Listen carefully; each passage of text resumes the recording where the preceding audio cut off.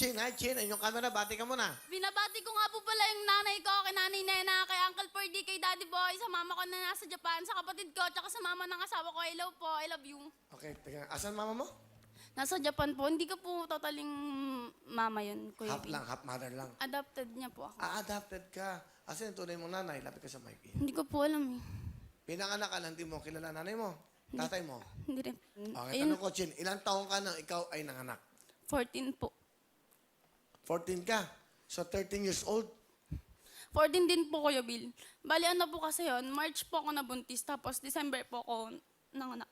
So, at the age of 14, siyempre meron ka na, ito bang lalaking to kasama mo sa buhay mo? O itong lalaking to nagka-baby ka, siya ba? Ang Opo. tatay? Opo. So, Siya po. magkasal ba kayo? Hindi po. Hindi pa po. Saan mo siya nakilala? Bali, ano po, Bill, maglaban po kami sa dance competition dati. Tapos, hindi ko po alam na yung pinapasukan ko pong school, doon din po siya nag-aaral. Kilala mo? Sige. Pinapakilala ko nga po palang napaka-cute at napakasipag kong asawa, si June! Hello, magandang hapon po kayo, Will. Ilang taong ka na? 21 po. Bata. Ilang taong ka na naging tatay? 17 po siya nung nabuntis ko siya eh. 17 po ako. So, itong anak nyo. Yan, ang cute eh. May siya ano? Nanay na anak mo.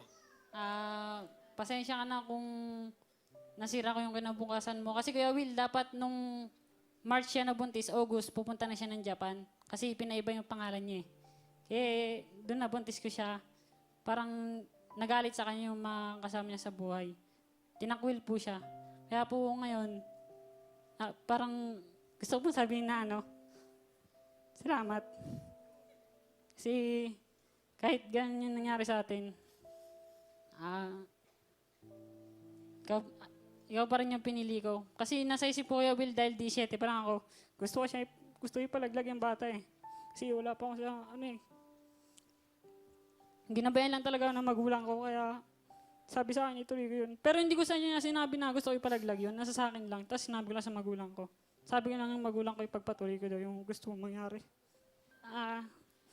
Kahit na mahirap lang tayo, tuloy pa rin ang buhay kasi ito na yung sinimulan natin eh. Kaya tatapusin natin ito na masaya. Mahal na mahal kita. Mabs, thank you kasi kahit na alam kong pareho pa tayong bata, ginawa mo yung best mo para sa amin ni baby. Alam ko namang napakahirap magtinda ng isda araw-araw. Pero ginagawa mo para sa amin. Yun lang, nagpapasalamat ako sa'yo kasi hindi mo ko iniwan. Yun lang, mahal na mahal kita din. Mahal na mahal din kita. At least hindi ba, maganda magkasama kayo. Yan, pinaglalaban yung pagmamahalan nyo. Ano gusto mo sabihin sa anak mo, John? Ikaw, bihan mo lang siya.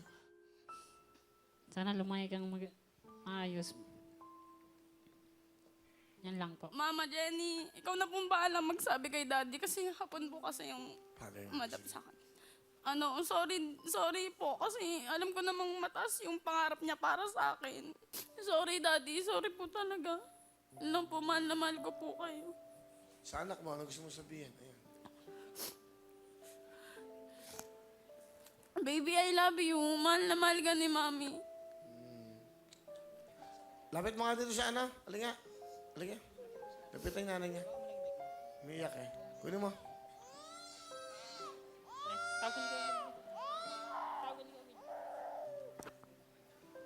Sa akin, hindi sa akin. Sa kanya. Baka humingi ng pera yan. Ayan na.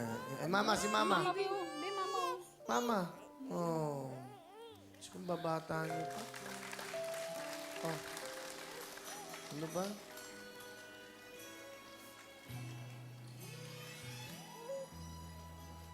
Ito ay aral sa mga bata ngayon. No? Kita niyo ang buhay.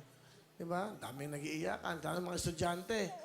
Alam, iba na kasi ano ngayon eh. Isang text lang, buntis na eh. Isang Facebook lang, di ba?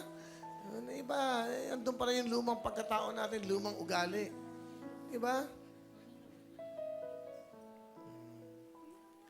Bata mo pa, Diyos ko. Magsipag ka, iyo. Napakahirap na walang pera pa may pamilya. Walapahan po natin si Chin. Magkanta kayo, akan.